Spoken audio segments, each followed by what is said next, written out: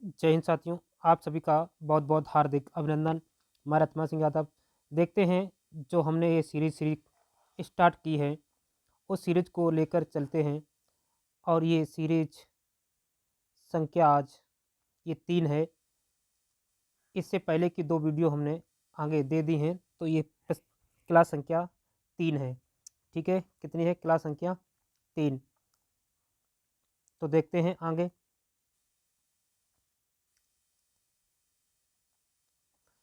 प्रश्न है, वर्णों के कितने भेद हैं? वर्णों के कितने भेद हैं? 10 हैं, 7 हैं, 2 हैं, 8 हैं। तो पता होगा वर्णों के 2 भेद हैं। ऑप्शन नंबर सी है, स्वर और व्यंजन। स्वर और व्यंजन 2 रूप में वर्णों को बांटा गया है। अगला प्रश्न क्या कहता है? अगला प्रश्न है, हिंदी शब्दकोश में छा का क्रम किस वर्ण के बाद आता है? हिंदी में छा का क्रम किसके बाद आता है? पता होगा का के बाद आता है, अच्छा के बाद, या त्रा के बाद, या ज्ञा के बाद। तो ऑप्शन नंबर ए सही है। छा का जो क्रम है वो का के बाद आता है। पहले आएगा का, उसके बाद छ। ठीक है, ये हिंदी क्रम में इस भी प्रकार व्यवस्थित किए जाते हैं और ये बिहार में पूछा गया है। इनमें से ओ का उच्चारण स्थान कौन सा है? ओ का उच्चारण स्थान कौन सा है? दंत है, मूर्धा है, दंत है, या कंठ ओष्ठ है? बताइए, ओ का स्थान क्या है? तो ओ किससे बोला जाता है? कंठ और ओष्ठ से। कंठ और ओष्ठ से बोला जाता है, क्योंकि ये किससे मिलकर बना है? किससे? आ और ऊ से मिलकर बना है। आ और ऊ से मिलकर के इसका निर्माण हुआ, किसका? ओ का। तो इसीलिए आ का स्थान है कंठ और ऊ का स्थान क्या है? ओष्ठ है। तो इन दोनों से मिलकर बना ओ, इसीलिए इसका नाम हुआ कंठ ओष्ठ। कंठ और ओष्ठ से बोलने वाला वर्ण ओ और औ है। चा और चा वर्ण का उच्चारण स्थान कौन सा है? तालु है, मूर्धा है, ओष्ठ है, कंठ है। तो क्या बोला जाता? ऋतु ईशान इचु ईशानाम तालु। तो क्या बोला जाता? तालु। ई और चा छा किससे बोला जाता है? ये तालु से। इसका निर्माण तो ऑप्शन नंबर ए सही है। अगला प्रश्न है, का गा जा फा ध्वनियाँ किसकी हैं? का गा जा फा, जिसके नीचे ये नुक्ता लगा, ध्यान देना, जो नुक्ता लगा है उन्हीं को पूछ रहा है कि गा जा फा ध्वनियाँ किसकी हैं? ये संस्कृत भाषा की हैं, या अरबी और फारसी की हैं, या अंग्रेजी की हैं, या दक्षिणी भाषाओं की हैं? तो पता होगा ये का गा जा फा ये ध्वनियाँ अरबी और फारसी की हैं। तो ऑप्शन नंबर बी सही है। अरबी और फारसी की ध्वनियाँ हैं जिसके नीचे नुक्ता लगा होता है। अगला प्रश्न है, अगला प्रश्न कहता है, घा का उच्चारण स्थान कौन सा है? घा का उच्चारण स्थान क्या है? मूर्धा है, कंठ है, तालु है, दंत है? तो पता होगा अकु ईसा नाम कंठ। तो घा कास में का वर्ग में आता है। का वर्ग सही बोले जाते कहाँ से? कंठ से। तो इसीलिए ये यहाँ से कंठ से बोलने जाना वाला वर्ण है। अगला प्रश्न है, कौन वर्ण ओष्ठ नहीं है? अब पूछ रहा है कौन सा वर्ण ओष्ठ नहीं है। इस नहीं पर ध्यान देना है। माँ है, तो माँ बोलिए दोनों ओठ आपस में मिल रहे हैं या नहीं मिल रहे हैं। उसके बाद बा बोल के देखिए, उसके बाद ऊ देखिए, उसके बाद आ देखिए। तो कौन सा वर्ण जो है ओष्ठ नहीं है, ये चीज़ पूछ रही है। तो माँ बोलने पर दोनों ओठ काम करते हैं, बा बोलने पर दोनों ओठ काम करते हैं, ऊ बोलने पर दोनों ओठ गोलाकार होते हैं। इसीलिए ये तो तीनों हैं, लेकिन आ कंठ से बोला जाता है, अकुह सनाम कंठिया। तो इसीलिए ये कंठ से बोलने जाना वाला वर्ण है। तो ऑप्शन नंबर डी सही है। अगला प्रश्न है, अच्छा, ये विराम चिन्हों से जो भेद के संबंधित हैं उन्हें जान लीजिए। विराम चिन्हों के जन्मदाता, या मान लीजिए कि हिंदी में जो विराम चिन्हों का किसने पदार्पण किया या किसने उनको लाए हैं, तो कामता प्रसाद गुरु का नाम आएगा। ठीक है, अगर पूछ जाए कि हिंदी में किसने विराम चिन्हों का उपयोग किया है, तो कामता प्रसाद गुरु ने। और इन्होंने बताया है ये जो विराम चिन्ह हैं ये कहाँ से लिए गए हैं? ये अंग्रेजी भाषा से। ठीक है, इन्होंने बताया है कि ये सभी जो विराम चिन्ह हैं केवल पूर्ण विराम को छोड़ करके और जितने भी विराम हैं वो सभी अंग्रेजी भाषा से लिए गए हैं। तो 20 कितने हैं? तो विराम चिन्ह कितने हैं अगर पूछा जाए कि हिंदी भाषा में विराम चिन्ह कितने हैं, तो कितने हैं? 20 हैं। कितने बताने हैं आपको? 20। देखिए स्पष्ट लिखा है, श्री कामता प्रसाद गुरु ने विराम चिन्ह 20 बताए हैं। ये निम्नवत हैं। तो देखिए कैसे हैं, जैसे अल्पविराम, तो अल्पविराम का चिन्ह कैसा होता है, ये देखिए गौर से, बहुत ही गौर से देखिए। विराम से 20 विराम चिन्ह है, तो विराम चिन्ह से 100% एक क्वेश्चन आपको निश्चित मिलेगा, इसलिए गौर से देखिए। अल्पविराम कैसा लगता है, ये अल्पविराम हो गया। उसके बाद अर्धविराम कैसे लगता है, अल्पविराम लगने के बाद उसके ऊपर ऐसी बिंदी रखी जाती है, तो वो क्या कहलाता है, अर्धविराम। अल्पविराम और अर्धविराम दोनों में पूर्णतः नेक भिन्न अर्थ है, अंतर है। तो इन्हीं को अंतर को स्पष्ट करने के लिए हम इन चिन्हों को लेके आए हैं। नहीं, बहुत से बच्चे ये नहीं समझते अल्पविराम कौन सा है और वो अर्धविराम कौन सा है। अर्धविराम को ही अल्पविराम समझ बैठते हैं और अल्पविराम को ही अर्धविराम समझ बैठते हैं। उसके बाद पूर्ण विराम जानते हैं, जो पे खड़ी पाई पाई जाती है, ये पूर्ण विराम होता है। नंबर 4 पे एक क्रम से देखिए, नंबर 4 पर कौन है, प्रश्नवाचक। प्रश्नवाचक तो आप जो उपयोग करते हैं, जहाँ पर किसी को वाक्य के अंत में प्रश्नवाचक चिन्ह लगाया जाता है, जो प्रश्नवाचक वाक्य होता है, तुम कहाँ जाते हो, तो जो कहाँ शब्द प्रश्नवाचक आया है उसके अंत में प्रश्नवाचक चिन्ह लगाते हैं, वो तो सबको पता है। उसके बाद आश्चर्य चिन्ह, जो आश्चर्य चिन्ह जिसमें क्या बोलते हैं, विस्मयाद चिन्ह, जिसे क्या बोलते हैं, विस्मयाद चिन्ह। एक्सक्लामेटरी में अंग्रेजी में बोलते हैं, इसे प्रयोग किया जाता है, जिसके नीचे खड़ी पाई के नीचे एक नुक्ता यानी बिंदी रख दी जाती है, उसे बोलते हैं आश्चर्यचकित, बोलते हैं ओहो। तो उसके बाद जो बोलते हैं, ऐसे लिखा जाता है आहा, तो इसके नीचे इसमें आहा, ठीक है, ओहो, हाय, ऐसे लिखा है हाय हाय, तो इसके नीचे जो लगाया जाता है अंत में, तो ये क्या होता है, विस्मयाद बोधक होते चिन्ह, इन्हीं को विस्मयाद बोधक बोलते हैं। नंबर 6 कौन सा चिन्ह है, निर्देश चिन्ह, जिसे डैश बोलते हैं। निर्देश चिन्ह को क्या बोलते हैं, इस प्रकार से इसे क्या कहते हैं, अंग्रेजी में से, क्योंकि अंग्रेजी से ही लिए गए हैं और हिंदी में प्रयोग कर दिए गए हैं, तो उनका हिंदी बहुत से बच्चे नहीं जानते हैं, तो अंग्रेजी जानते हैं, तो इसीलिए वो चिन्ह को प्रदर्शित किया गया है। इसी को संयोजक चिन्ह बोलते हैं। निर्देशक चिन्ह इसी को बोलते हैं, इसी को संयोजक चिन्ह बोलते हैं, और इसी को योजक चिन्ह बोलते हैं। सामासिक चिन्ह इसी को बोलते हैं, जो समाज के बीच में लगाया जाता है, जैसे भाई बहन, भाई बहन, भाई बहन। तो देखिए भाई बहन के बीच में क्या लगा, ये योजक चिन्ह लगा है, तो इसी को सामासिक चिन्ह भी बोलते हैं। बहुत ही आराम से, बहुत ही स्पष्ट रूप से समझेंगे। स्पष्ट लिखा है, कोई काट पीट नहीं है, बहुत ही आराम से देख सकते हैं, आराम से पढ़ सकते हैं, स्वयं से समझ सकते हैं, अगर ना भी समझ में आए तो स्वयं से पढ़कर भी समझ सकते हैं। तो योजक चिन्ह को किन किन नामों से जाना जाता है, पुनः देखेंगे। इसी को निर्देश चिन्ह कहते हैं, इसी को योजक चिन्ह कहते हैं, इसी को संयोजक चिन्ह कहते हैं, इसी को योजक चिन्ह कहते हैं, इसी को सामाजिक चिन्ह कहते हैं।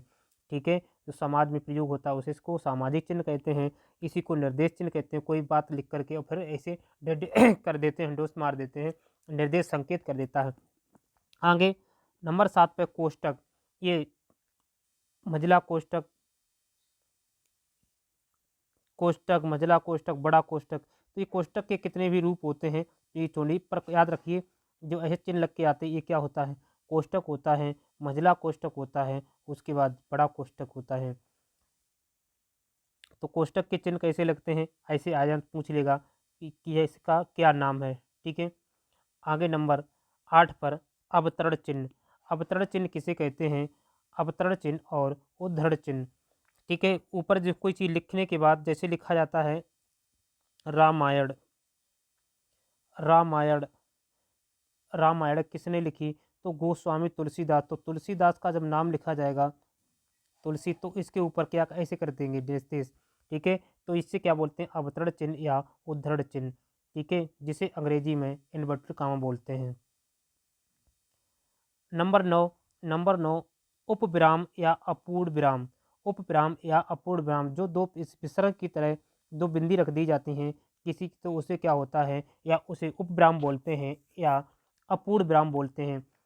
इसे श्री गुरु विसर्ग के समकक्ष बताकर मान्यता देने की भी बात करते हैं, कहा जाता है। इसे श्री गुरु विसर्ग के समकक्ष बताकर मान्यता देने की भी बात करते हैं। हमने बताया है कि जिसे विसर्ग के रूप में जिस प्रकार से प्रदर्शित करते हैं, तो उसकी समकक्ष उसी को मान्यता प्रदान करके बताते हैं, जिसे कोई उपविराम या अपूर्ण विराम चिन्ह कहते हैं।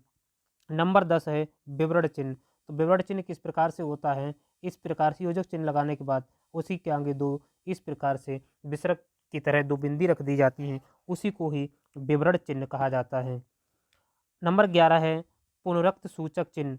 पुनरुक्त सूचक चिन्ह एक बार इस प्रकार से इन्वर्टेड कामा लगाएंगे, एक बार नीचे से ऐसे लगाएंगे, तो इसी को कहते हैं पुनरुक्त सूचक। इसे लगाने पर एक तरह से जैसे पुनरुक्त से बचने के लिए, यानी पुनः उसी चीज़ को लिखने के उसी प्रकार से प्रस्तुत करने के लिए बार बार, तो उसी से बचने के लिए इस चिन्ह का प्रयोग होता है। याद करते थी कि किस चिन्ह का कहाँ पर प्रयोग होता है और क्यों होता है। ठीक है, आगे लाघव चिन्ह या संक्षेप सूचक चिन्ह। तो लाघव चिन्ह जिसको जीरो की तरह इस प्रकार से इसे क्या कहते हैं, लाघव चिन्ह कहते हैं। आगे लोप चिन्ह, जिस प्रकार से कुछ लिखने के बाद और उसके बीच में ऐसे ऐसे कर देते हैं, फिर लिखते हैं। ठीक है, तो जो ये बीच में इसका, तो इसे क्या कहते हैं, लोप चिन्ह।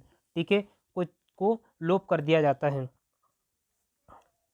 चाहे इसे ऐसे कर दें और चाहे इसे प्लस के रूप में प्रदर्शित कर दें, इस प्रकार से लोप कर दिया जाता है।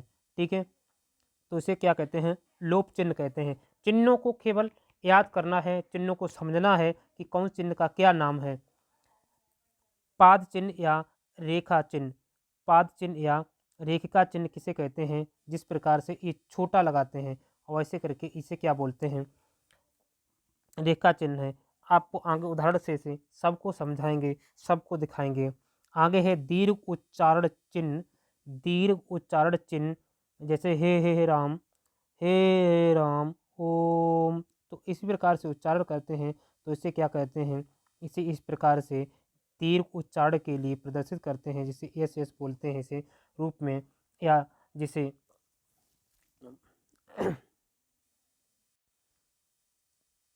तो जिसे अपग्रह की तरह प्रदर्शित करते हैं। ठीक है, तो इसको कहते हैं दीर्घ उच्चारण चिन्ह। क्या बोलते हैं, दीर्घ उच्चारण चिन्ह। आगे है पाद बिंदु। पाद बिंदु चिन्ह। नंबर 17 है हंस पद या त्रुट चिन्ह काग पद। इसी को कहते हैं हंस पद, इसी को त्रुट चिन्ह, इसी को काग पद। जैसे कोई चीज़ छूट जाती है, त्रुट रह जाती है, तो उसके ऊपर इस चिन्ह को लगा करके और उसके ऊपर आप लिख सकते हैं। ठीक है, उसी लाइन में जिस जगह नहीं रही है आप लिखते, जैसे आपने लिखा राम राम। ठीक है, उसके बाद यहाँ लिखना था खाना खा के पानी पिया, खाना, राम ने पानी पानी चलो पानी पिया, तो यहाँ पर ने छूट गया, तो इसी प्रकार से इस प्रकार चिन्ह लगा करके ऊपर यहाँ ने लिख सकते हैं, राम ने पानी पिया। ठीक है, तो इसी को क्या कहते हैं, हंस पद, त्रुटि चिन्ह या काग पद। नंबर 18 टीका चिन्ह। टीका सूचक। टीका सूचक देखिए स्टार बना सकते हैं, प्लस लगा सकते हैं, डबल इस प्रकार से प्लस लगा सकते हैं या टू लिख सकते हैं, इससे हम टीका सूचक कहते हैं। 19 नंबर पर तुल्यता सूचक या समता सूचक चिन्ह, जिसे हम बराबर कहते हैं, बराबर का चिन्ह लगाते हैं, तो तुल्यता मतलब बराबर, तुलना में सूचक या समानता प्रस्तुत करने के लिए इस तरह भी संख्या बराबर हो। ठीक है, जैसे इधर भी हमने 2 लिखा, इधर भी, तो ये संख्या क्या गई, बराबर कर दी, तुलनात्मक चिन्ह होता है इसे, आपने गणित में पढ़ा होगा, देखा होगा।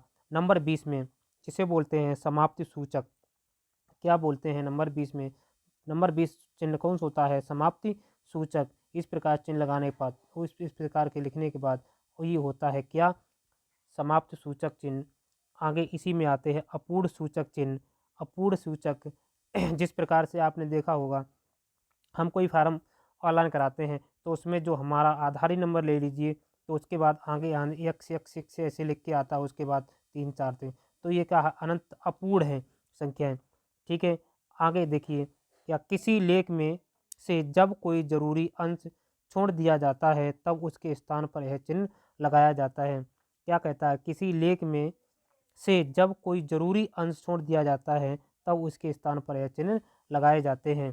ठीक है, अब आइए बात करते हैं प्रश्नों पर।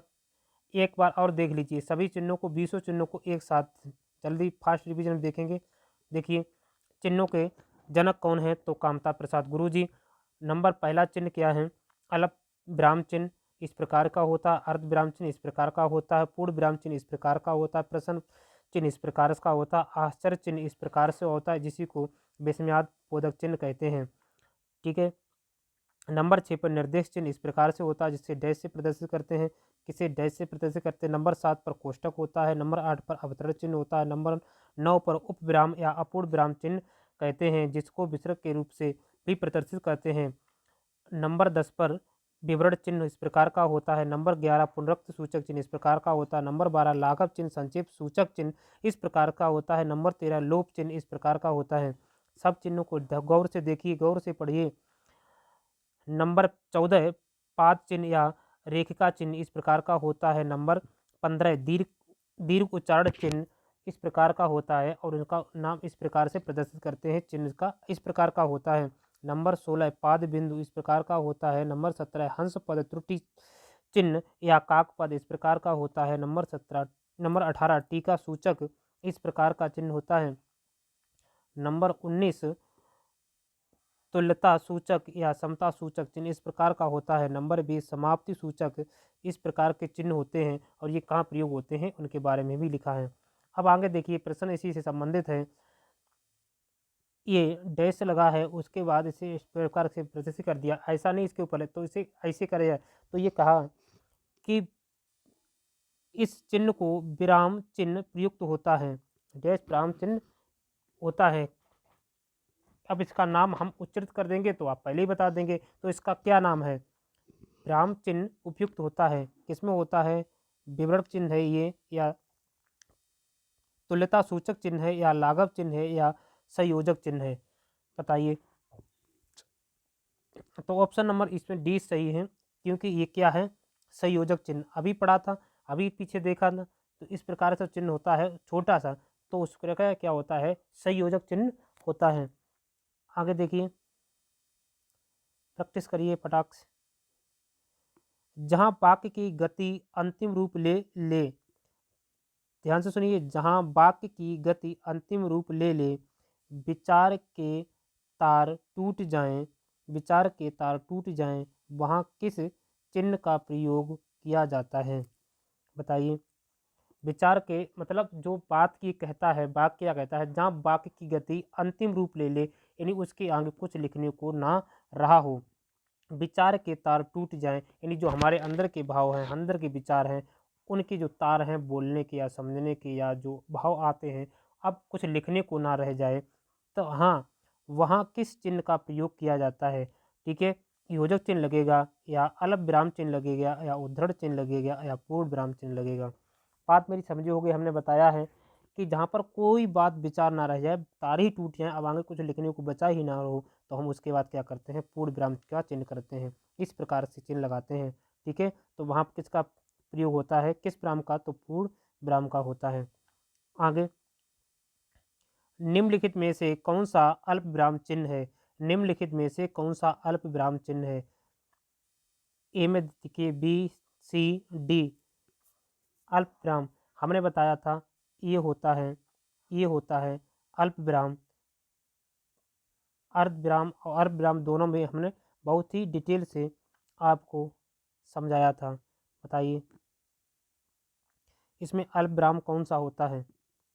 तो ऑप्शन नंबर सी सही है, सी सही है। इस प्रकार का क्या होता है, अल्प विराम होता है, इस प्रकार का अल्प विराम होता है, इस प्रकार से रखने के ऊपर बिंदी रखी हुई वो अर्ध विराम होता है।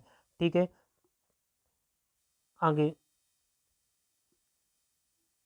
नेताजी ने कहा था, नेताजी ने कहा था तुम मुझे खून दो मैं तुम्हें आज़ादी दूंगा, इस वाक्य में कौन सा चिन्ह लगा है, बताइए। नेताजी ने कहा था, और ये किसने कहा था, नेता सुभाष चंद्र बोस ने कहा था कि तुम मुझे खून दो मैं तुम्हें आज़ादी दूंगा।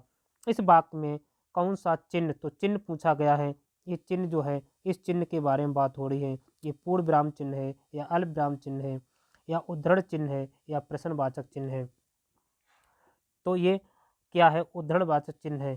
ठीक है, क्या है, उद्धरणवाचक चिन्ह का प्रयोग ऑप्शन नंबर सी सही है। उदाहरण देके कहा जा रहा है कि नेताजी ने कहा था कि तुम मुझे खून दो मैं तुम्हें आज़ादी दूंगा। तो इसमें और ये देखिए, यूपी पुलिस 2018 में पूछा हुआ है, यूपी पुलिस 2018 में ही पूछा गया है, क्योंकि उसके बाद कोई यूपी पुलिस की परीक्षा ही नहीं थी। और ये भी देखिए कि निम्न में से अल्प विराम कौन सा है, ये भी यूपी प्लस 2018 में पूछा गया। दोनों क्वेश्चन यूपी प्लस 2018 में पूछे गए हैं। तो कस लीजिए कमर, लड़कों हो जाइए तैयार, अब की जंग होगी भारी, मिलेगी जीत, विजय की पताका लहराएगी आसमान पर हमारी। देखिए जहाँ वाक्य की गति अंतिम रूप ले ले। अच्छा ये हो गया। आगे देखते हैं। निम्नलिखित चिन्हों में से पूर्ण विराम को पहचानिए। जो चिन्ह है ऑप्शन ए में दिए हैं, बी में दिए, सी, डी। तो इनमें पूछ रहा है पूर्ण विराम चिन्ह कौन सा है, पूर्ण विराम पहचानिए। तो बताया है पूर्ण विराम यही होता है। ठीक है, खड़ी पाई की तरह ये पूर्ण विराम होता है। और ये भी देखिए यूपी पुलिस 2018 में पूछा प्रश्न है। कितना ही महत्वपूर्ण। तो निश्चित ही 20 आपको चिन्हों को रट जाना चाहिए अच्छी तरीके से। आगे संधियों से संबंधित क्वेश्चन आगे हैं कि प्रत्य प्लस आघात का संधि रूप क्या होगा। प्रत्य प्लस आघात का संधि रूप क्या होगा। प्रत्याघात होगा या प्रत्याघात है या प्रत्याघात है या प्रति आघात है। बताइए कौन सा संधि सही होगा। तो प्रत्य प्लस प्रति प्लस आघात है, प्रति प्लस आघात है। तो अब इसमें इधर आ आया और इधर ई आई, इधर आ आया और इधर ई आई, तो ई का क्या हो जाएगा या, ई का क्या हो जाएगा या। ठीक है, तो देखिए या किस में है। ठीक है, और इसके बचा ताका क्या हो जाता है, आधा हो जाता है और चीज चढ़ जाएगा तो हो जाएगा प्रत्याघात। ऑप्शन नंबर ए सही है। इसमें क्या है, इसमें एड स्वर संधि है। और ये भी देखिए यूपी पुलिस कांस्टेबल एग्जाम 2018 में पूछा हुआ क्वेश्चन है। आगे देखिए इत्यादि शब्द में कौन सी संधि है। इत्यादि शब्द में कौन सी संधि है। एड़ संधि है या वृद्ध संधि है, गुण संधि है, दीर्घ संधि है। बताइए कौन सा ऑप्शन सही है, कौन सा ऑप्शन सही है। जल्दी आंसर करें, बता जी कौन सी संधि है। तो इसमें या है और या के आगे आधा ता लगा हुआ है, तो या और या एड़ी संधि है। ठीक है, तो इसमें क्या है, इत प्लस आद हो जाएगा। अगर इसे तोड़ेंगे तो क्या हो जाएगा, इसका विच्छेद कर दीजिए तो हो जाएगा इति प्लस आद। इत प्लस आद से मिलकर बना इतियाद। आगे है विसर्ग संधि। विसर्ग संधि किस में है। ऑप्शन नंबर ए में है, ऑप्शन नंबर बी में है, ऑप्शन नंबर सी में है या ऑप्शन नंबर डी में है। देखिए और पहचानिए किस में विसर्ग संधि है, जल्दी बताएं। देखिए इसमें तो क्या है, सम प्लस योग है, सम प्लस योग है, सम प्लस योग है, तो व्यंजन संधि होगी। इसमें कौन सी होगी, इसमें कौन सी होगी, गिर प्लस, गिर प्लस ईस है, गिर प्लस ईस है, गिर प्लस ईस है। बताइए गिर प्लस ईस है। और इसमें देखिए ऑप्शन नंबर ए में क्या लगता है, निही, निही प्लस कर्म, निही प्लस कर्म, तो हो जाएगा निष्कर्म। तो ऑप्शन नंबर ए सही है। ऑप्शन नंबर ए में क्या है, विसर्ग संधि है। आगे देखिए अतयुक्त शब्द में संधि है। अतयुक्त शब्द में कौन सी संधि है। तो देखिए ज़्यादातर देखिए जिसमें या मिले उसके ऊपर कोई भी आधा अक्षर चढ़ा मिले तो समझ लीजिए उसमें कौन सी है, एड़ संधि है। देखिए और सोचिए मती। आगे बालोचित शब्द का संधि विच्छेद होगा। बालोचित शब्द का संधि विच्छेद क्या होगा। ऑप्शन नंबर ए कहता है बोलो प्लस उचित, ऑप्शन नंबर बी कहता है बाल प्लस उचित, ऑप्शन सी कहता है बाला प्लस उचित, ऑप्शन डी कहता है बा प्लस लोचित। तो कौन सा ऑप्शन सही होगा।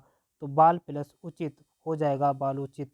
ठीक है, क्योंकि इधर आ आया है, इधर आ होने पर इधर ऊ होने पर क्या हो जाता है, ओ हो जाता है। आ और ऊ मिलने से क्या बनता है, ओ हो जाता है। और इसमें गुण संधि हो जाएगी, गुण स्वर संधि हो जाएगी। आगे है द्वापी का संधि विच्छेद होगा। द्वापी का संधि विच्छेद होगा दो प्लस आप, बी दो प्लस अपी, ऑप्शन सी दब प्लस अयापी, ऑप्शन डी इनमें से कोई नहीं। बताइए द्वापी का संधि विच्छेद होगा तो द्वाप का दौ प्लस अपि होगा, क्या होगा, दौ प्लस अपि होगा, क्या होगा, दो प्लस अपि होगा, और इसमें अयादि संधि होगी, अयादि स्वर संधि होगी। संधियों के नाम भी याद करते जाइए। आगे है इत्याद, इत अधिक का शुद्ध शब्द विच्छेद क्या होगा, इत अधिक का शुद्ध संधि विच्छेद क्या होगा। जल्दी कहिए, तो इसमें होगा अति प्लस आद, ऑप्शन नंबर बी सही होगा, ऑप्शन नंबर बी सही है। और इसमें पूछा जाए कौन सी संधि है, तो इसमें भी कौन सी संधि होगी, एड़ स्वर संधि होगी। अगला प्रश्न है, निम्नलिखित में से कौन विसर्ग संधि है, निम्नलिखित में से कौन विसर्ग संधि है। तो देखिए, निरंतर में है, या दिग्गज में है, या जगदीश में है, या महिष में है। बताइए किसमें विसर्ग संधि है।